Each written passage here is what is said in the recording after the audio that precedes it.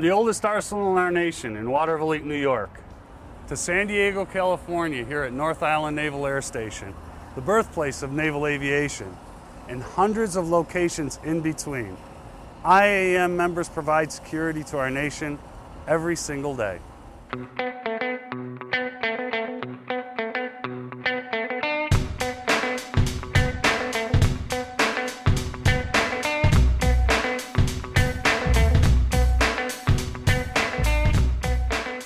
Each day, across the country, tens of thousands of men and women quietly maintain bridges and dams, oversee and protect our forests, provide quality medical care to our veterans, and do their part to keep this nation safe from those who would harm us.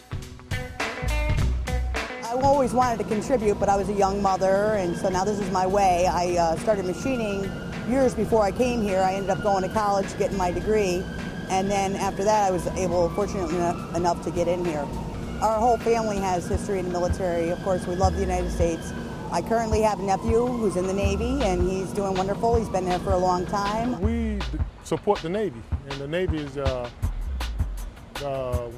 tip of the spear, as they say. And so my job is important because pilots that fly these planes depend on us to do a good job, because they got these planes about 30,000 feet in the air, and there's nowhere to stop and get out if something goes wrong. So I'm like a second set of eyes to make sure that stuff is done right. The work done here and around the country is of the highest quality and is cost effective for the U.S. taxpayer. I manage a crew of about 15 people, and we tear apart the F-18 into 3 sections. When we take out the center section, which is the center barrel, we remove that and replace it with the new one. And we also remove the dorsal deck longerons, which is the top of the aircraft, and the keel longerons, which is the belly of the aircraft, replace it with all new hardware. It's a very involved process. The plane sits in here for a year.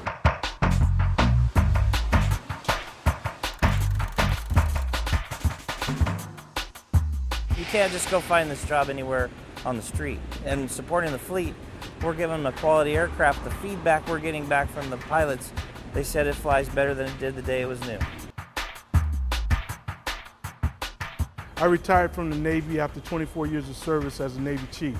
And I always said to myself, once I got out of the Navy, if I had the opportunity to be on the other side, I would do the best job I could to help my comrades on the other side get a positive fighter that can go in and do what it needs to be done without having to constantly maintain it.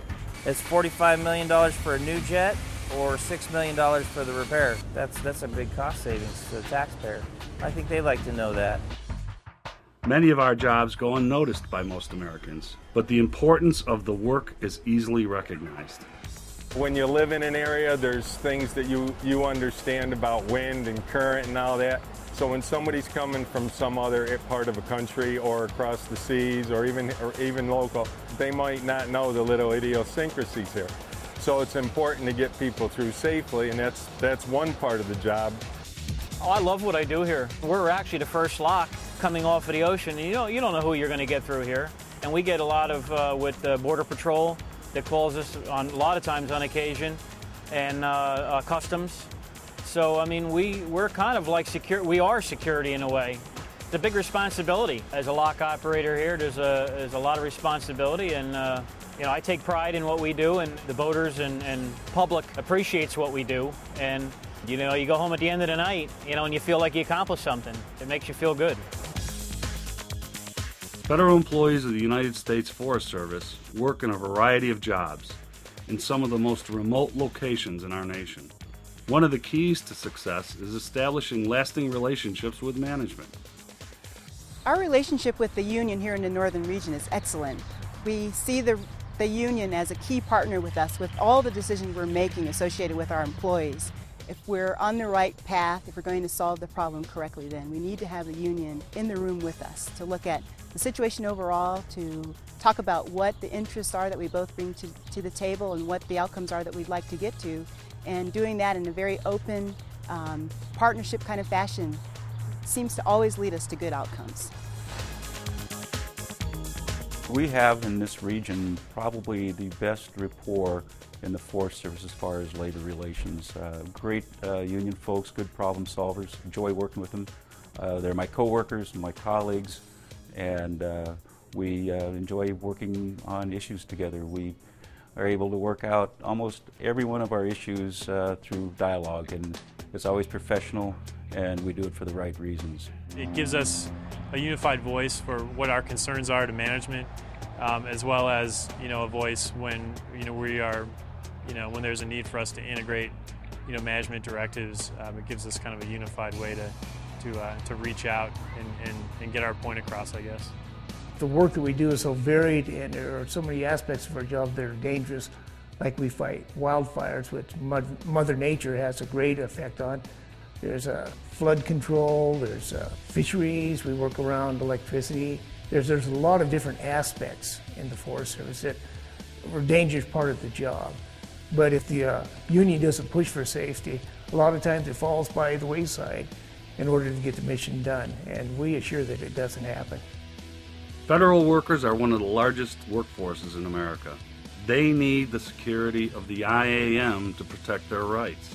One example of this is at the VA hospital in San Francisco, where the growth of membership has helped the union do a better job in representing and protecting the interests of these hardworking Americans. I knew how important growth would be to the labor movement here at the San Francisco VA. So I methodically went about growing this local. If you don't have a large, vocal, vibrant group of union members, management misses the message.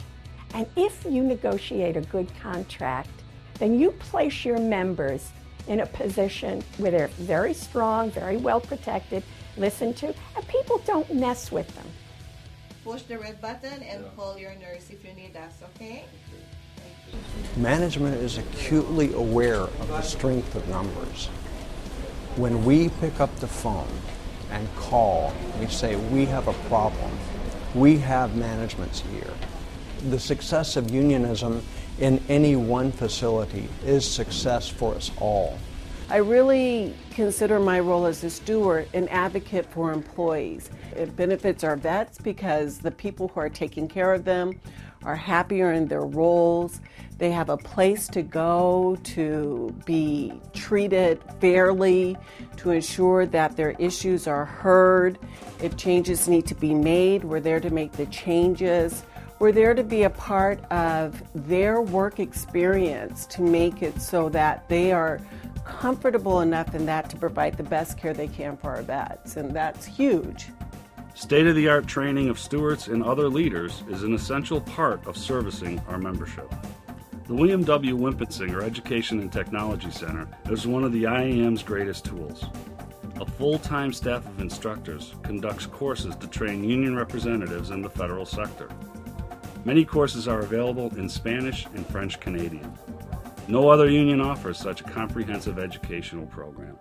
The Wimpinsinger Center is such a valuable tool for myself at Waterville Elite. We have a workforce in a local that is changing rapidly. I can send people to the Wimpinsinger Center and get them some training that they would never get on the job. Not only to get some hands-on experience from great instructors down there, but also just to network with people and get to pick their brain and get some ideas from other locals.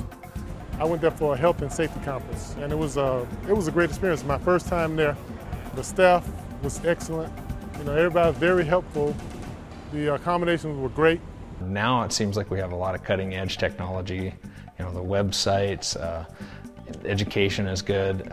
The magazine that comes out every once in a while. I know what's going on elsewhere in IAM and NFFE now, where before I may not have known what was going on in Alabama, for instance. And now I've got the information to know what's going on elsewhere.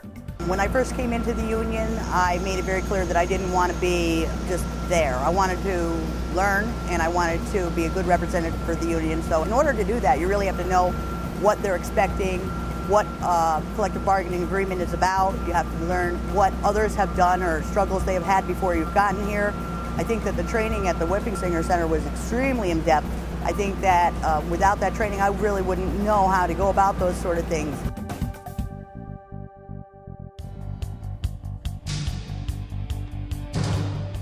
The government moves slow. It's a bureaucracy. There's a lot of career managers in there that have been in there a number of years.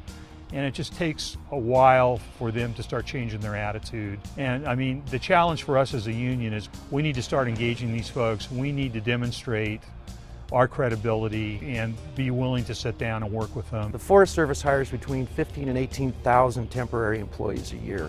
A lot of these temporary employees are in small towns. They love the work, they enjoy what they're doing, but they can't seem to get a permanent job.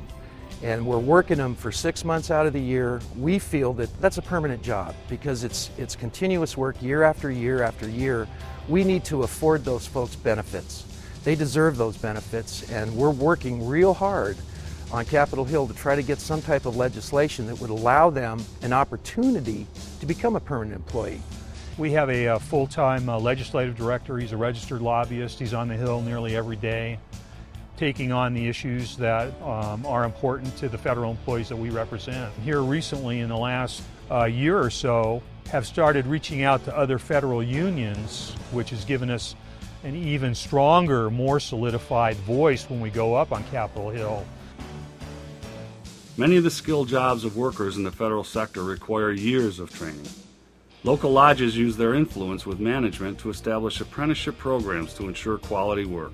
True craftsmen and craftswomen cannot be replaced by automation or outsourcing.